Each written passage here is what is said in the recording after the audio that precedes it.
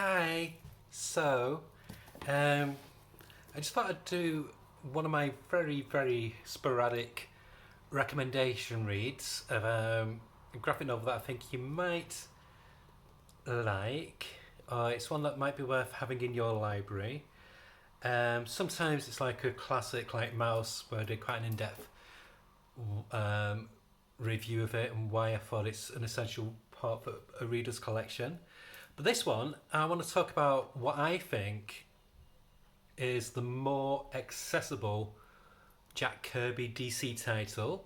I adore The Fourth World. I did a quite a big look at the omnibus, saying how it's my favourite omnibus. I just absolutely adore it. But I think if somebody's coming in cold to read some Jack Kirby DC stuff, that's not a good starting point. What I would say is I would recommend a series what came out a little bit later, and it was riding on the crest of popularity of a certain film series and book by a certain French author in the late 60s, early 70s, and that was the Planet of the Apes franchise.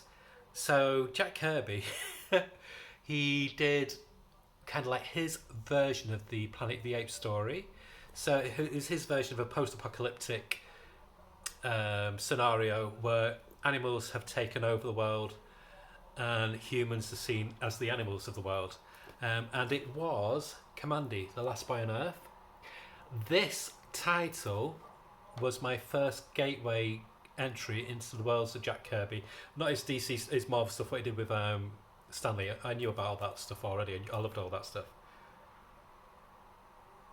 But it was his own creation. But it wasn't the Jack Kirby one that got me into Kamandi. I read one of the later Kamandi ones in the 70s. I can't remember who it was by though, but a writer and artist had taken over the reins from Jack Kirby. But the world got me fascinated, and obviously in the 70s and early 80s there was no internet, so there was no way of easily finding out about the world of Kamandi. I think it was through different comic magazines or articles in different magazines and other comics that I realised it was created by Jack Kirby, and I saw like illustrations for Jack Kirby. I always had that hunger to find out more about it, and I know there was like a series about 8 years ago, something like that, called the Kamandi Challenge, I think it was, where there was a series of different artists and writers who did one book, and then somebody else did the next chapter, and so on and so on and so on. And it's like a nice tribute. I think it's on the centenary of Jack Kirby's birth or something like that. It's a nice tribute to the creations of Jack Kirby. And then I saw the comics start appearing in Comixology. So I read the first few, but Kirby's work doesn't work very well on tablet, I don't think. You need paper. So when this came out about a year or two ago, I waited a bit for the price to come down to a sensible price, and I snapped it up last year, I think it was. So this collects issues 1 to 20 of Commander The Last Boy on Earth, and it says a great disaster has struck. I'm going to take my glasses off so I can see. That doesn't make sense. Excuse the hair, I had a bobble hat on today. A great disaster has struck our world, leaving behind horrific mutated creatures and a tortured Earth. Kamandi is one of the few human survivors of the tragedy, forced to search for a haven in these twisted lands after the death of his elderly grandfather. Most other surviving humans are more like beasts, barely able to communicate, acting with very limited logical thinking, which is very much the scenario what Pierre Boulet did with the Planet of the Apes novel, and what the films in the late 60s, early 70s did, where the humans of that planet were animalistic and the apes were the superior species. Along Commander's journey, he'll encounter a variety of monsters, dangers, and assortments of strange allies. Very quickly, he befriends mutants and even an anthropomorphic canine scientist. That was a mouthful. The group must try to escape from a post-apocalyptic city, but they soon discover that there are obstacles at every turn. Get ready to join Kamandi and his bizarrely mutated companions as they search for safety across a scarred Earth. The hope of humanity, sentience, as civilization rests on their shoulders. Wow, that's a mouthful as well. Will they find the answers they seek and survive on Earth after the great disaster? Action, adventure await. And yeah, I agree with it. Even from that back illustration, Kirby's not the best writer out there, let's be honest, but he's definitely one of the best storytellers and visual artists. But the writing is not as clunky and verbose as it is in the Fourth World series here. I think he did learn from that. But oh boy, there's a lot of fun in this comic. The artwork is his normal dynamic style. Nobody does cosmic crackle like Jack Kirby. So as you can see, the animals have taken over the Earth. So it's not just like in Planet of the Apes where it's the apes. In this, it's all animals are superior to humans. But there's more going on in here. Commandy might be one of the last humans, but there's also a race of like I think they're like cyborgs. So again, that reminds me of Beneath the Planet of the Apes, and you get a map of how the world is. It's just a fun romp. Leave your idea of of modern comic storytelling. It is very much in the vein of classic 70s stories. It's very archaic in the writing, but it moves at such a pace. I love Fourth World, but sometimes it can be a bit ponderous because he had all this lore that he wanted to info dump onto the reader. Whereas this one, he kind of elaborates on it as you're moving along, and it's worth it for these pages. I mean, oh my goodness. So in a way, I do think that Commandy is my favourite Jack Kirby creation.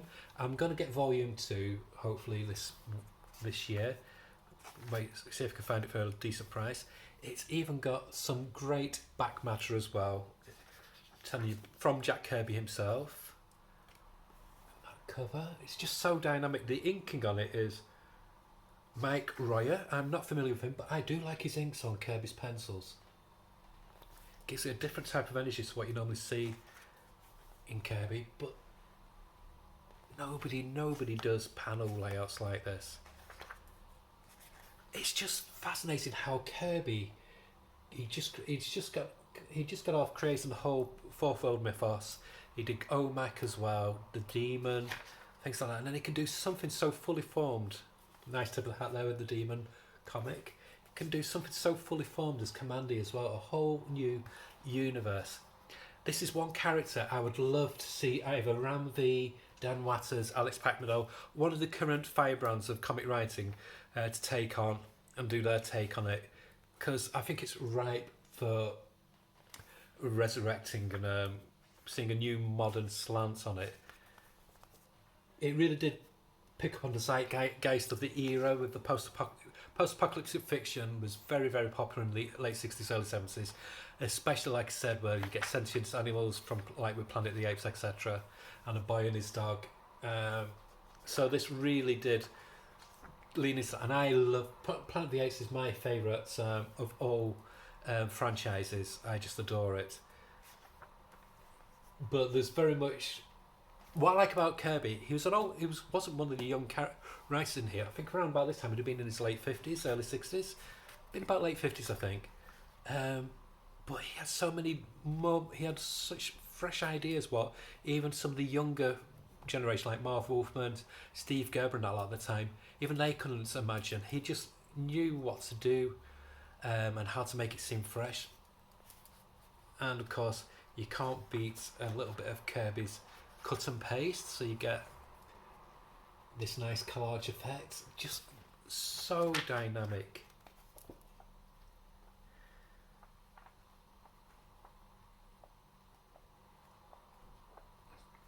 And they even have giant insects as well.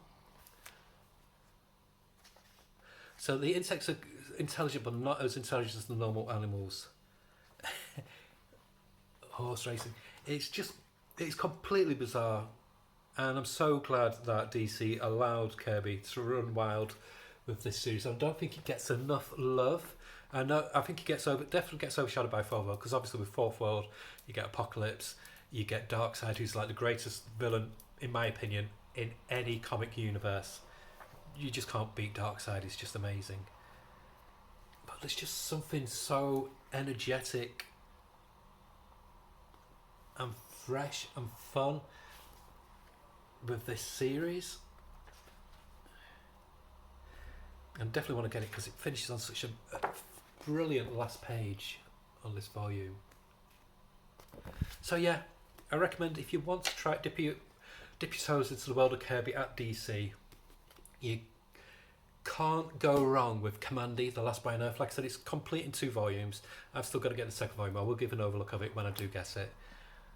And it's a very reasonable price, even with discounts. It's before discounts. It's $39.99, and you get 460 pages nearly.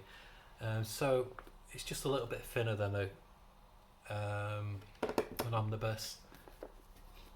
And yeah, I got it about 12 quid because I got it in the sale, so yay. But yeah, really, really highly recommend Commandy, The Last Boy on Earth. This is volume 1. There's going to be there's 2 volumes available.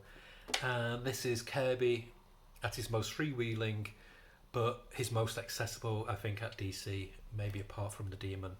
Okay, so I highly recommend this. Gets my 2 thumbs up. Commandy, great starting point if you want to try Jack Kirby's DC work, where basically he was given carte blanche to just create whatever he wanted to create, and this is one of his most fun creations. Okay, bye.